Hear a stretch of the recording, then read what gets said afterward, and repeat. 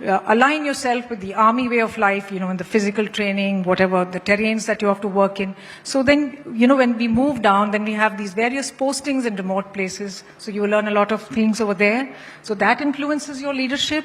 The remoteness gives you the thing how to survive with less resources, what to do, how to communicate, what to do, and then you move on. So then after that, you become a specialist where you are doing pure clinical medicine in a hospital, just like any other doctor in the civil.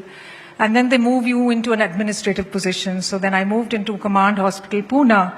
And the beauty of the Armed Forces Medical Services is that we are a tri-service organization. We very smoothly move Army, Navy, Air Force. We may be wearing any uniform, but we can be posted to any hospital or any medical unit in the country. So I have served in Army hospitals in the naval uniform for about 12 years. So that gave me an experience of that way of life. Once again, that culture, I picked up that.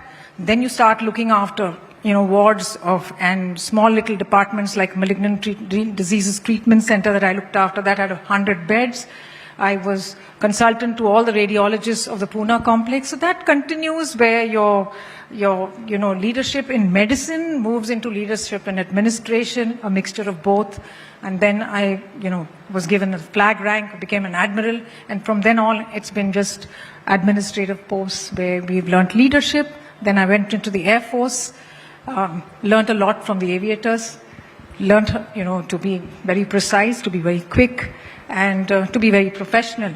They accepted me very wholeheartedly, but I was there for a very short while and then moved back into the Navy. So I think that shaped my leadership a lot. And you make it sound so easy. But I know you've served in some of the most challenging environments, including in Kargil and Kupwara. And can you tell us about some instances that tested your resilience? So that was my valley tenure, which I did as a naval officer way back in '99. We were deputed there to look after the population, which was, at then depleted of medical care. So I was sent there as part of the Indian Navy's, help to the Indian Army for that.